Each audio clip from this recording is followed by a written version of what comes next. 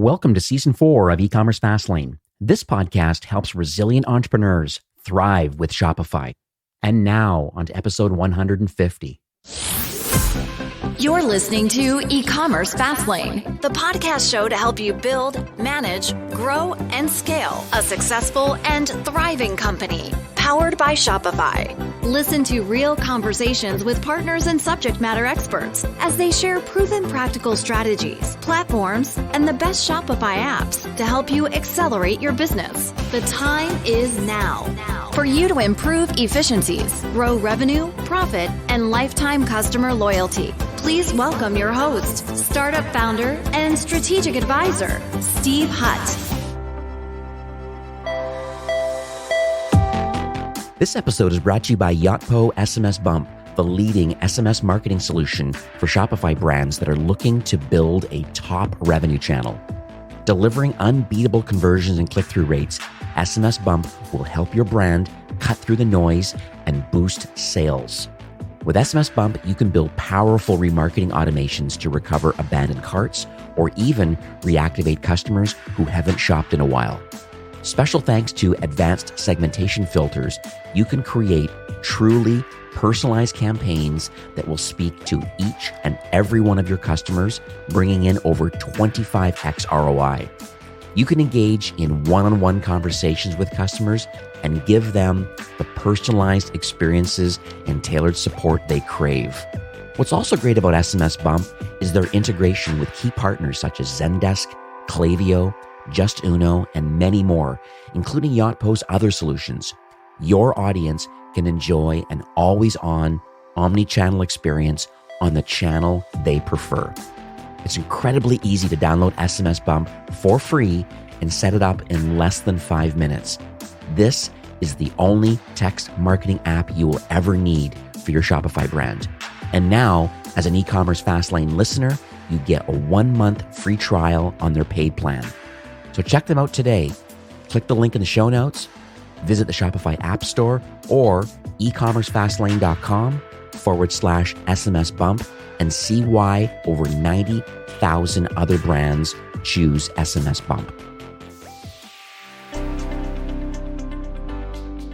Well, hey there, it's Steve, and welcome back to the E-commerce Fastlane podcast. Now, if this is your first time listening, this is an e-commerce show where we have honest and transparent conversations about building and thriving with your store powered by Shopify or Shopify Plus.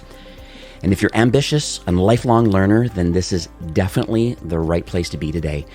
New episodes are available twice weekly with your favorite podcast player like Apple Podcasts, Stitcher, Google Play, Spotify, and many more.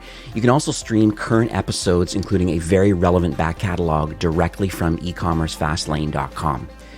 Now, in today's episode, I'm very excited. Canadian company, so near and dear to my heart. I'm in the suburb of Vancouver. They're on Vancouver Island, and it's a very interesting company, and they're called Pilot House Digital. And my guest today is Eric, who's a director of content marketing, and David Steele, who's the CEO and the co-founder of a company called Pilot Digital, as I mentioned. And they are a performance paid media agency. They focus exclusively on helping direct-to-consumer brands to scale. Based on the few Q&A that I put ahead of time and some research I've done before recording today, I know this is going to be a very impactful conversation about what is working today and the importance and how you can actually scale a company. So super excited and stoked to get this show rolling today. So hi, Dave and Eric. And by the way, before I even get rocking on this is my first threesome on a podcast. I believe the French call it ménage à trois. Okay, that's a little bit better, probably. Being French, yeah, being bilingual in Canada, that kind of makes sense. So Dave and Eric, welcome to E-commerce Fastlane. Thanks very much. Great to be here. Let's talk about a high level first about Pilot House, because I can probably guess, as big as you are, and I know you're massively growing. We're talking at 20, 30 team members. Now there's over 100. Like, it's insane, the growth that's been happening thanks to this pandemic a little bit. People having to buy online, and that's really helping fuel the growth of kind of what your story is and how you're helping. So let's talk about high level first, how you're helping Shopify store owners and brands to scale. Pilot House is, this digital agency. I joined it at the very beginning of the pandemic back in March. But I have been sort of friends with the founders and in the ecosystem myself for a really long time. And the thing that I would say that Pilot House does best is incorporates the principles of performance marketing, which is something that has a strong root in Victoria, British Columbia. Two of the other founders started at a company that I was also at called Neverblue way back in the day, and that's an affiliate marketing company. And if you know anything about affiliate marketing, you know that affiliate marketing is all about making, squeezing every last cent out of every click. You're only making money when you're actually driving conversions with performance or affiliate marketing. And that principle just sort of carried through. There was an initial company with Pilot House that was started that was a pure performance company. And Dave kind of came on as an employee of that company. He basically started a little agency business on the side of that.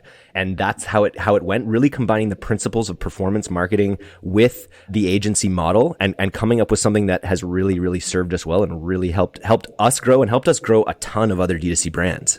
I love these stories because, what's important though is that I feel that a lot of times, a lot of agencies are built really to solve a lot of their own internal problems, especially if they have run an e-commerce store, and they learn about just front lines, exactly what's going on and what you need to do to kind of get to the next level. Maybe I'll flip it over to Dave now and just maybe learn more. I mean, you shared a little bit already, Eric, about kind of that journey, but it'd be interesting to understand just the whole founding story. I think it's interesting, school, the desire, the expertise. I'm just curious as kind of why put this all together and employ 100 some people now? I'm just curious on your mindset around building this agency and why focusing a lot on Shopify, but mostly on direct to consumer.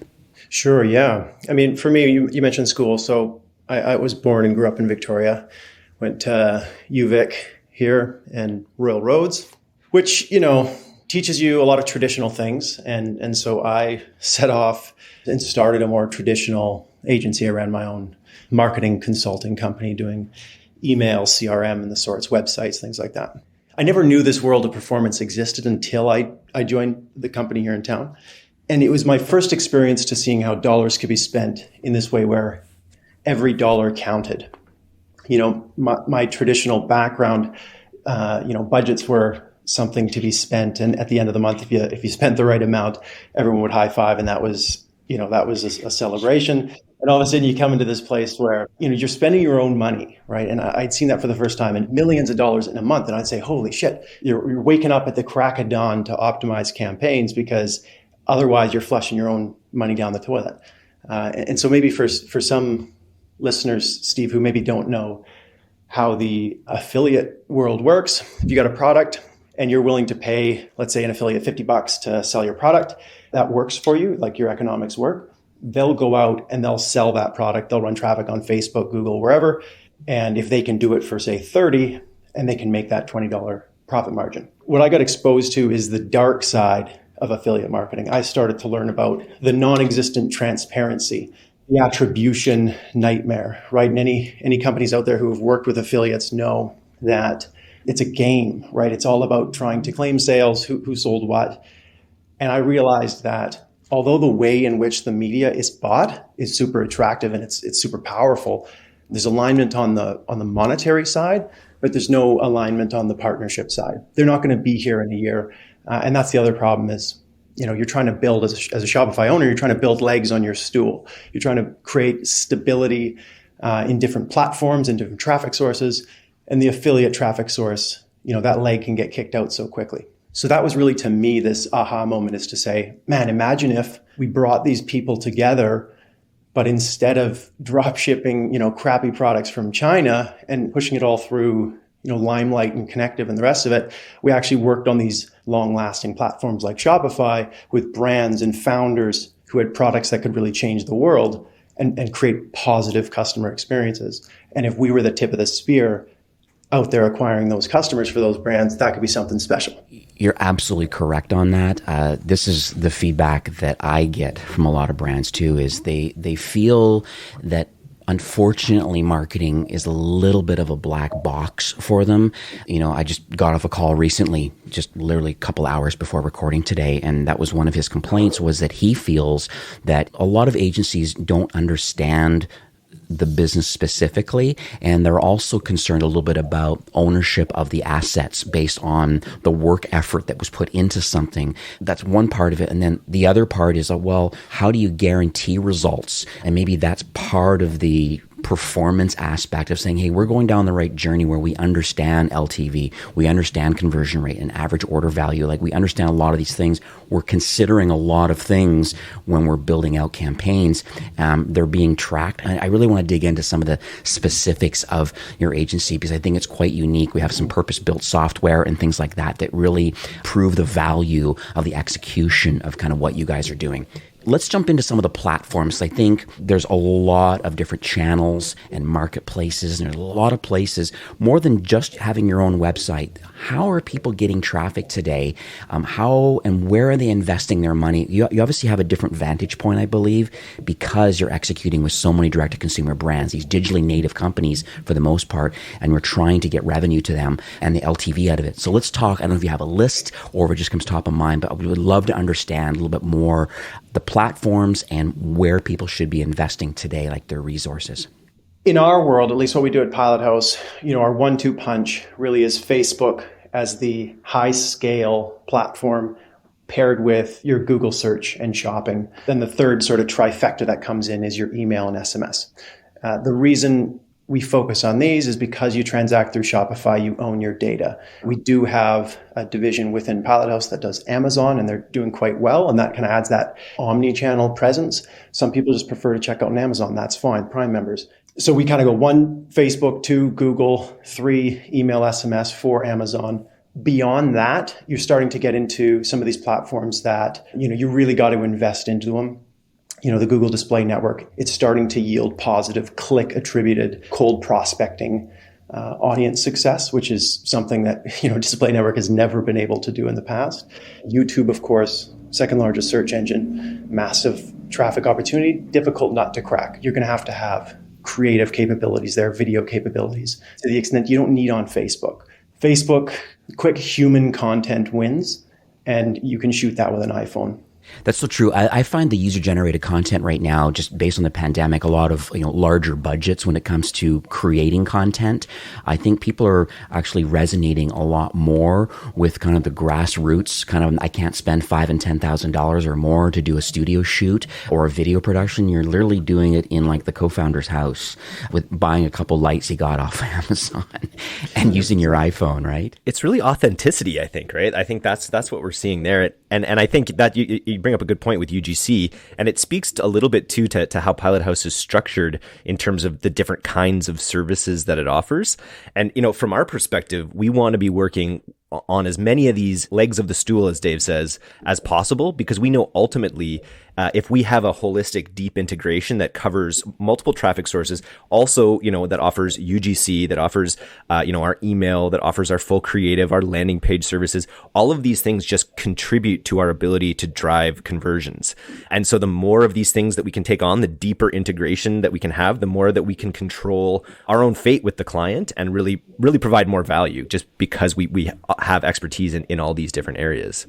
I'd probably argue that you probably have access to or are spending millions of dollars in ad spend per month. I'm probably right to assume that, and knowing that this traffic is going to Shopify stores. So are we able to talk a little bit about, where this traffic is going? Because the reason I ask this question, and once again, I have like kind of first world examples of brands that I'm managing, and I always think of two sides. There's the ad creative side. Some of it could be UGC, but just the types of ad creative that's available.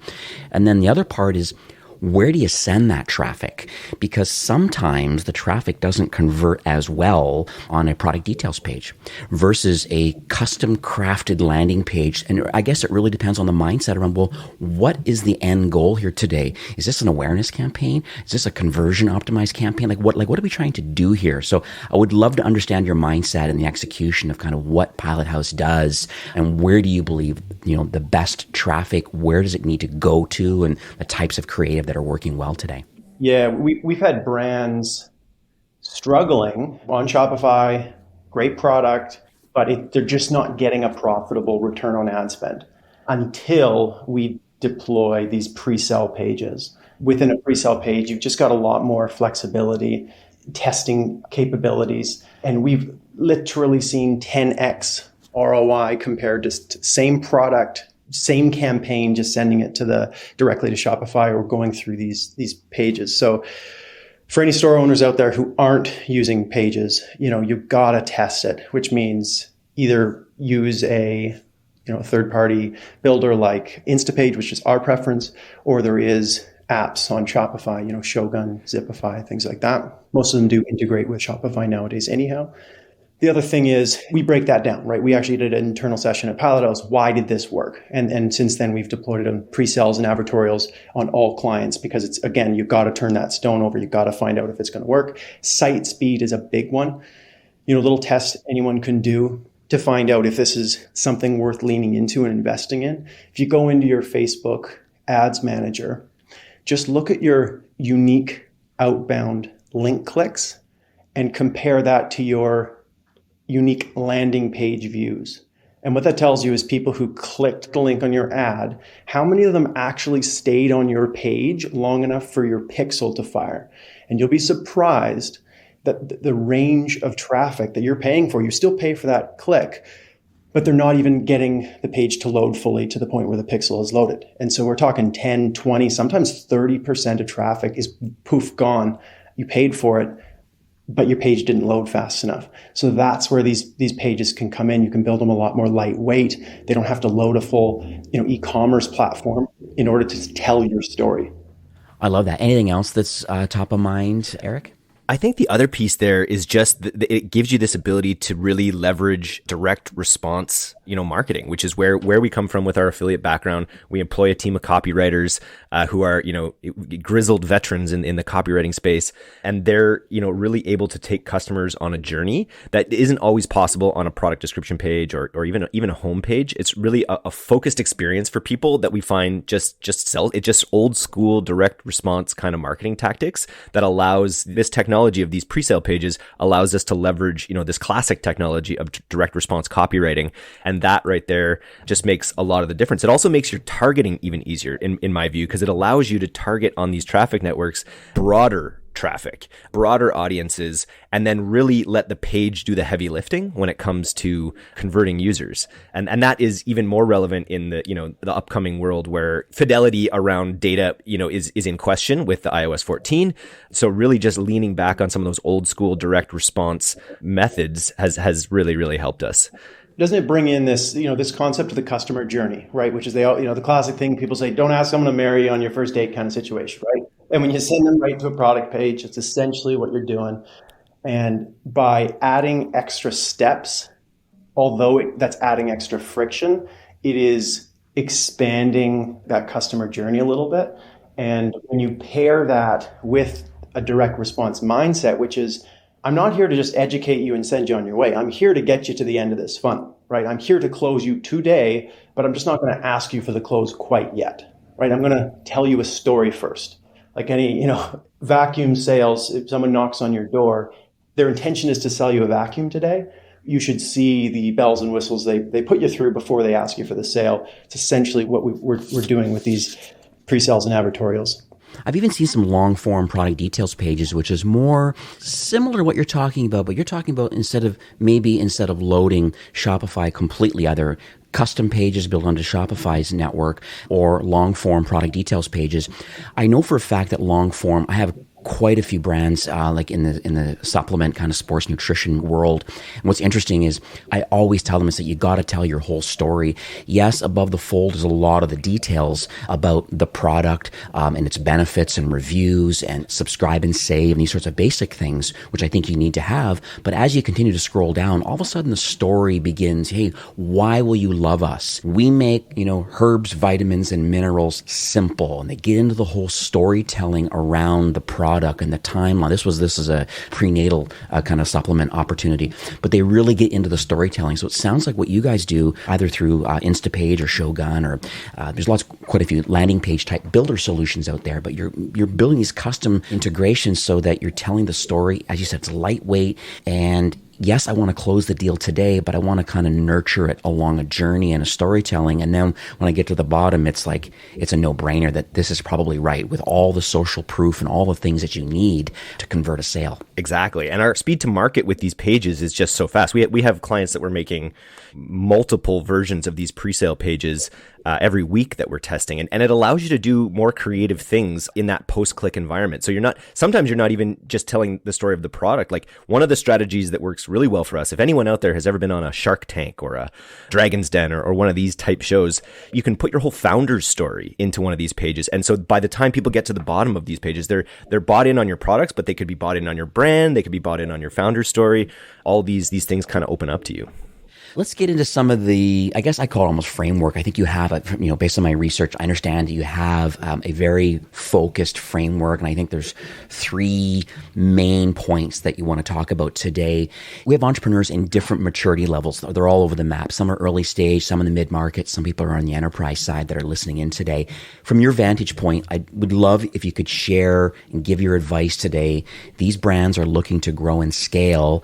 I would just like to understand the Pilot House framework and why it's working. Yeah, so I mean, here's a framework to focus on, and the beauty, although it's simplified, it doesn't matter what stage business you're in, it still applies. There are only 3 ways to grow your Shopify store. Number 1, increase the number of purchases. Number 2, increase the average transaction value. And number 3, increase the frequency of repurchase. So obviously high level strategy, fairly simple, but what we can chat through is, jump into each of these and go about how does Pilot House think about the actual tactical side of each of these, because there are very specific apps on Shopify, very specific strategies on Shopify that you can use to increase each of these 3 areas. The problem is that most brands focus on number 1, increasing the number of purchases, right? It's just because that's the most logical one. The challenge is your cost per acquisition, especially if you're out there buying traffic on Facebook and Google, like we said.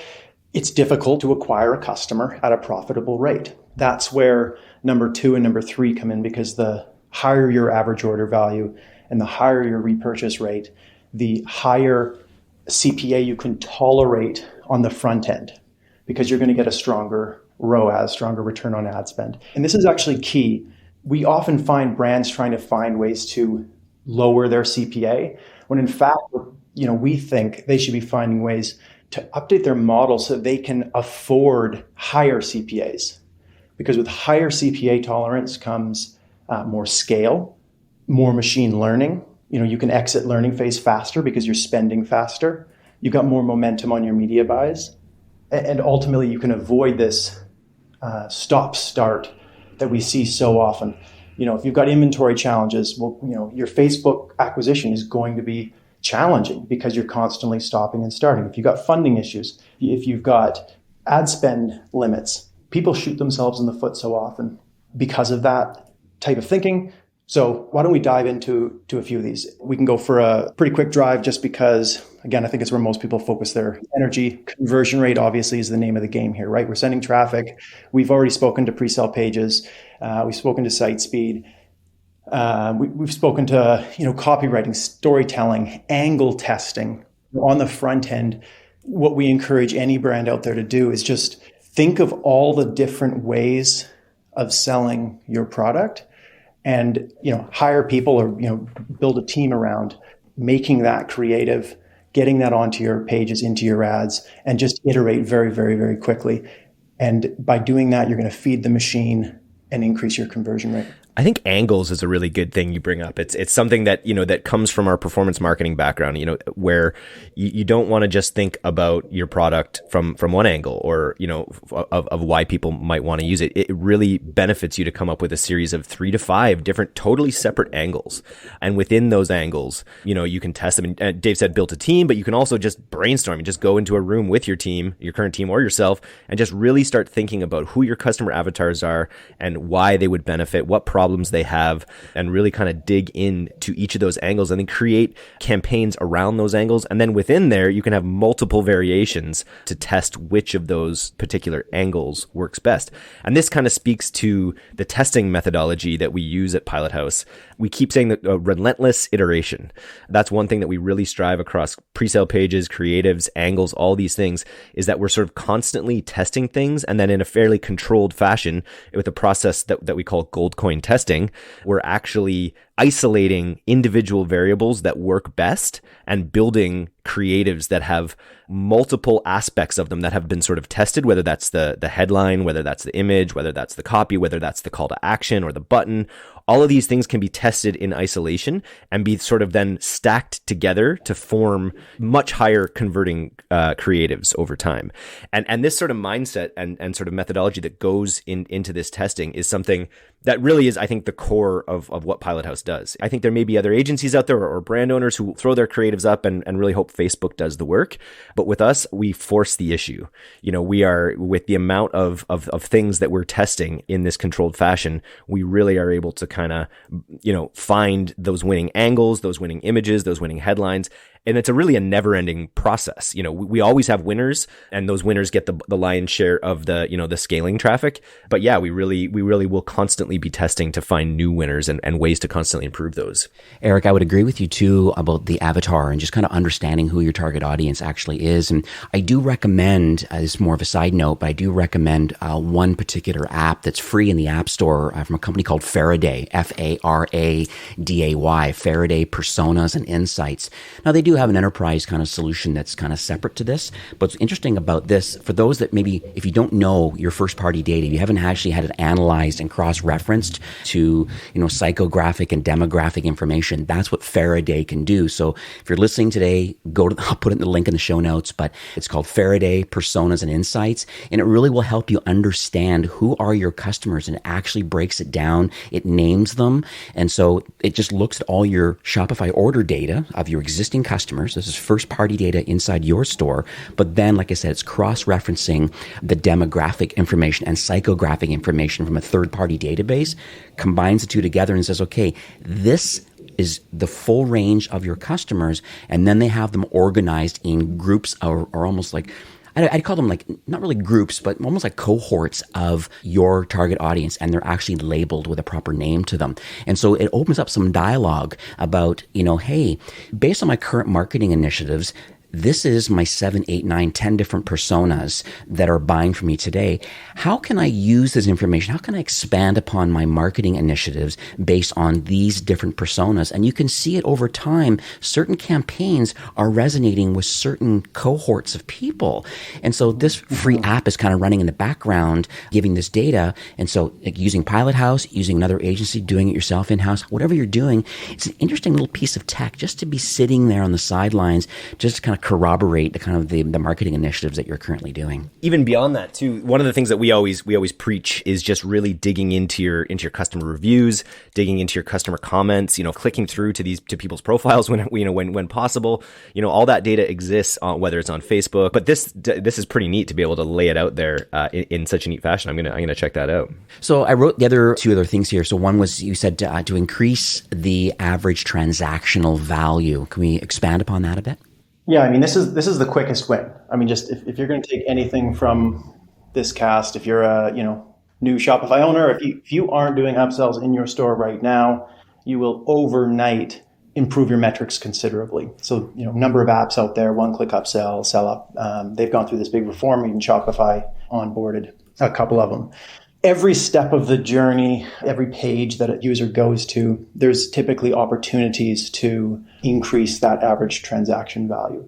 So one of the main reasons we use pre-sales for is, again, you're warming them up so that you can actually offer them something bigger.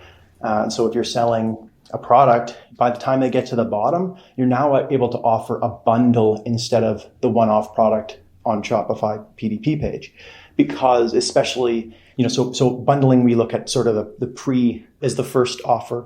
When they click add to cart, you've got an opportunity for a button upsell. That one's a little bit more invasive. We don't use that one as often.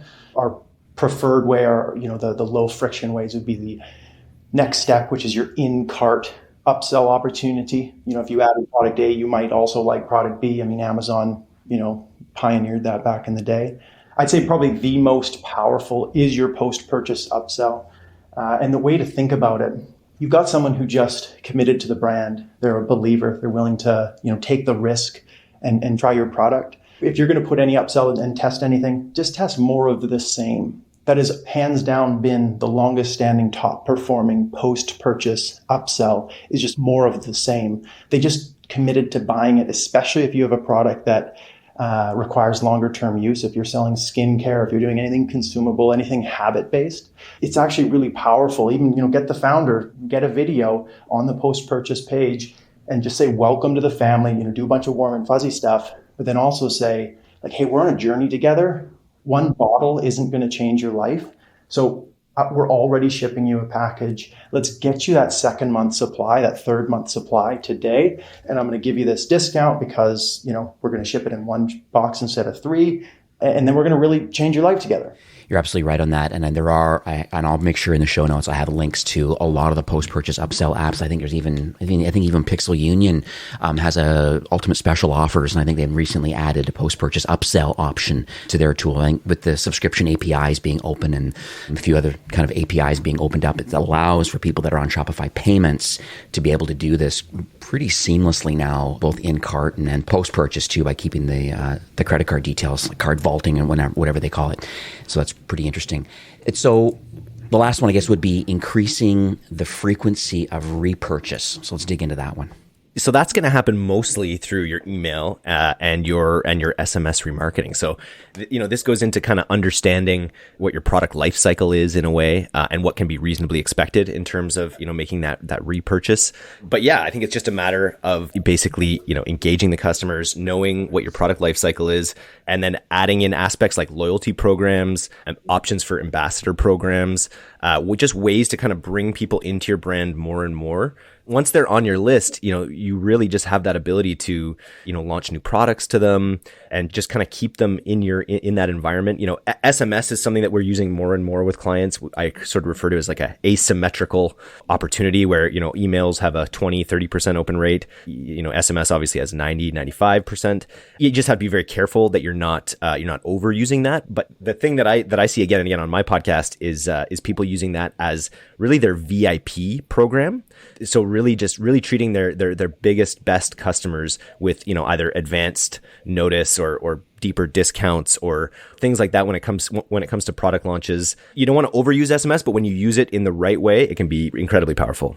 Then how does subscriptions fit into this whole world? Because some brands, I believe, should be doing subscriptions, but a lot of them are a little bit standoffish because they're just worried about maybe executing it correctly. So just curious on your feedback on that. Absolutely. I mean, always find ways, and we promote it right again on that pre-sale page. When they click from the pre-sale page to Shopify, we prioritize that click on the subscribe button as opposed to the add to cart button. If you got an add to cart button on your site and you got a pop-up or something of that nature, make sure that we always try push towards the subscription being auto populated. And of course, you got to back that up with text and make sure it's called out and people are aware of it. But lean into subscription 100%. Other ways that I think anyone can do, it's cost effective, doesn't cost you anything, and it pays back in many ways. Calling your customer, get your marketing team right now. I don't care who they are, even if they're an agency, get them to contact people in your circle. Get them to contact customers. Get them to call and say, thank you for joining the family. Tell us about your experience. And just listen. And what that happens is it opens the door to building more loyalty. But you can also start to get creative. You can start asking for things like UGC we talked about earlier. There's no better UGC than authentic UGC from your customers. And you can start to reward them, make it, gamify it a little bit. You want people to use your product more frequently, creates habits. So by contacting a customer or even just doing an email that says, hey, send us a quick video letting us know what your experience was like and we'll send you more product for free.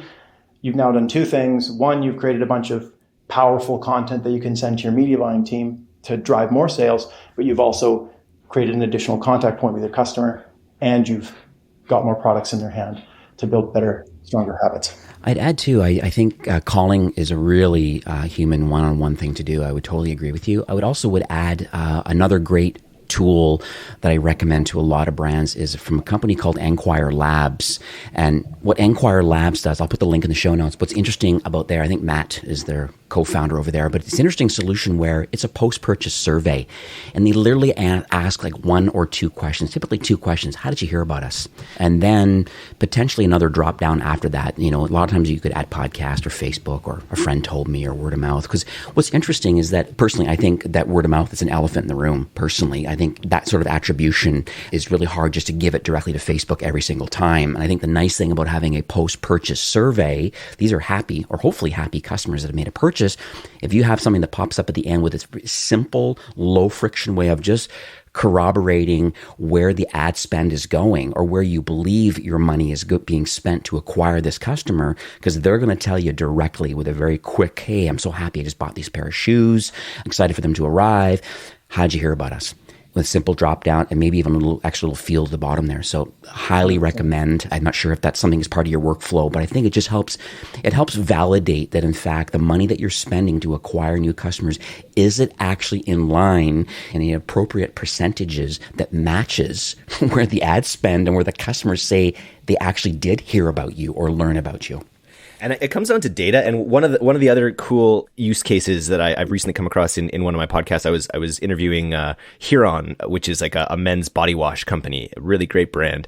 And they have a private Slack group that they offer to people once they achieve some level of, repurchase. Essentially, they get this invite to this private Slack group, and then that just becomes this like. It's the first time I'd ever heard a DTC brand actually using Slack. Like, we live on Slack as an agency. We're sending 5,000 Slack messages a day or some ridiculous thing, but they were using it as a way to sort of like gather their best customers together and then constantly be asking them about different products they might want to launch, or they just build this incredible brain trust of people who already love their brand, who can give them feedback on any manner of thing. So I thought that was a pretty cool use case for customer research. I'll make sure I add that to show notes too. I've not heard of Huron, but yeah, use Huron.com. I'll give them a plug. They're a great looking company. So let's talk about the future for Pilot House. I understand what you do today. I know there's lots of growth happening both inside the company and how you're helping Shopify brands, but just would love to understand how you're going to continue to evolve the company. Is there any partner alignment or innovation? Just end of the day, how are you going to continue to offer value and assistance for Shopify brands? Our North Star has always been aligning to client profit and basically just, blasting through any barriers that come up. Everything we do is built on this model.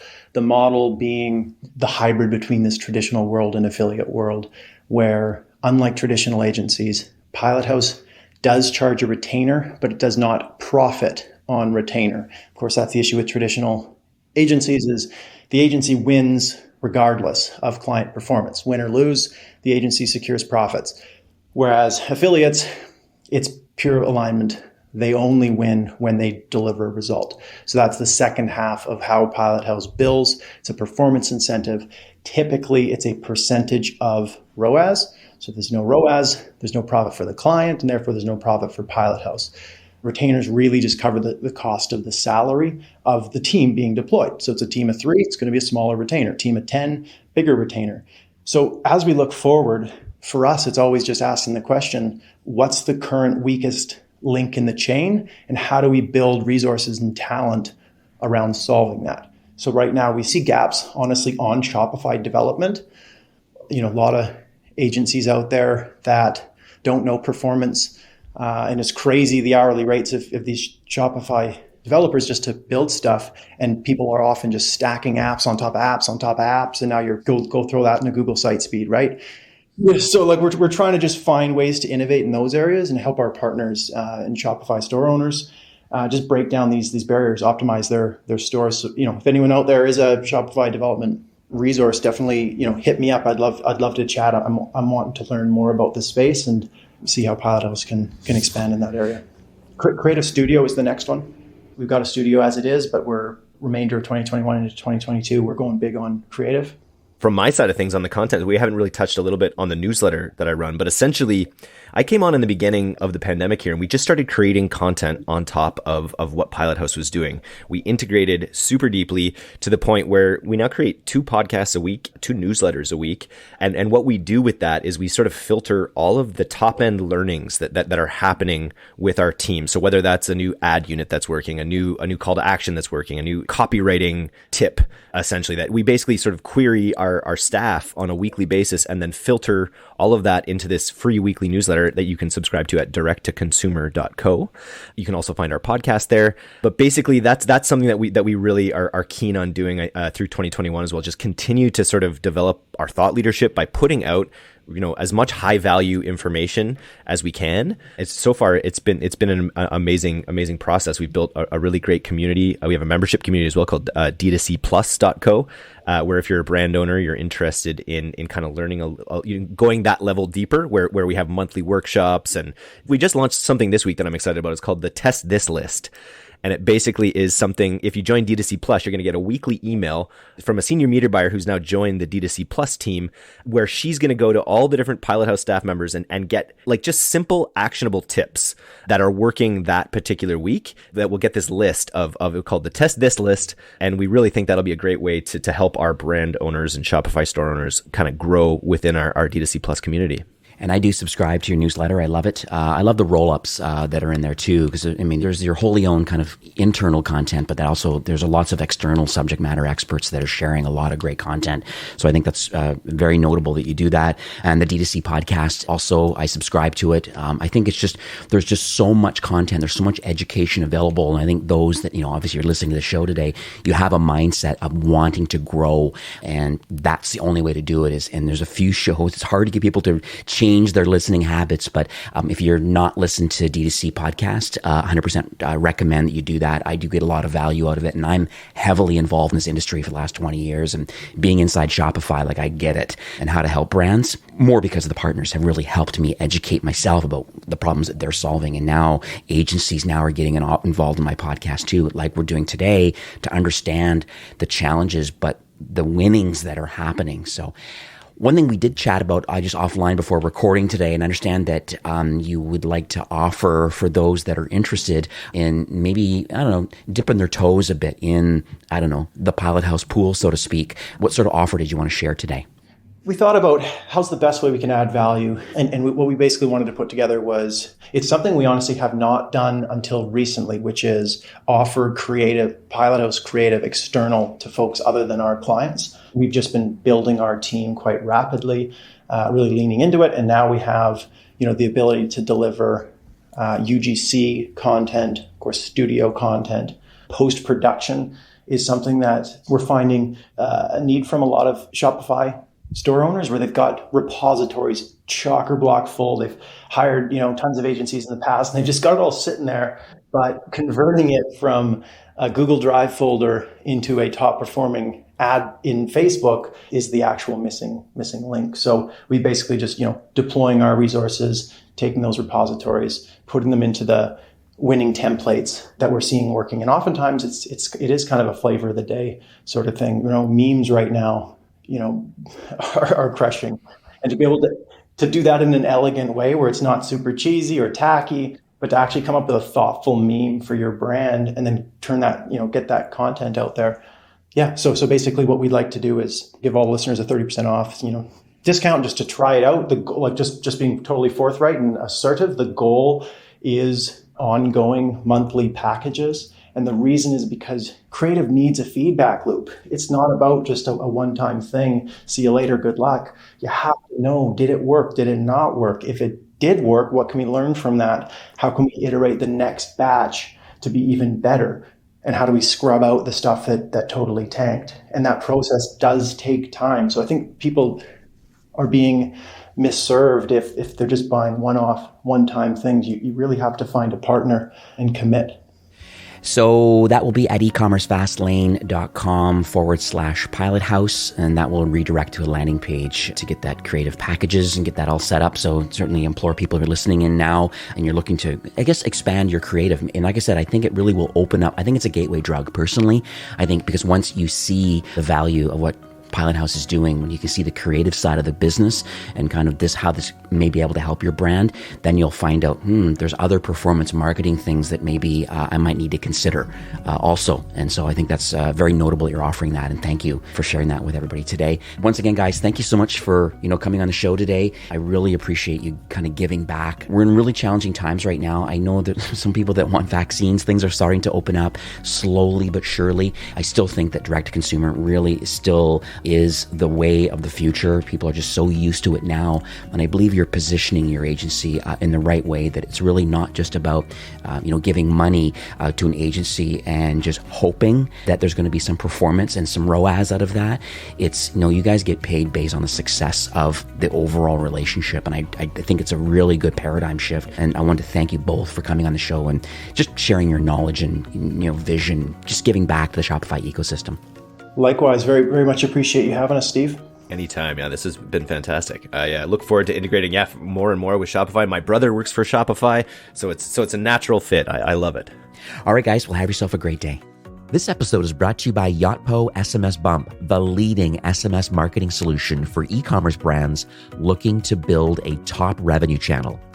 Built for compliance, SMS Bump helps you recover carts, launch targeted campaigns, and engage in truly conversational commerce. Join over 90,000 businesses that use SMS Bump to build meaningful relationships with their customers and sell online. So check them out today. Click the link in the show notes, visit the Shopify App Store or ecommercefastlane.com/SMS Bump and see why over 90,000 other brands choose SMS Bump. Well, that's it for today's episode. I'd like to thank you personally for being a loyal listener of E-commerce Fastlane. It's my hope that this podcast is offering you a ton of value through growth strategies, tactics, and exclusive insider tips on the best Shopify apps and marketing platforms, all with my personal goal to help you build, manage, grow, and scale a successful and thriving company powered by Shopify. Thanks for investing some time today and listening to the show. I'm so proud and excited that you have a growth mindset and are a constant learner. I truly appreciate you and your entrepreneurial journey. Enjoy the rest of the week and keep thriving with Shopify.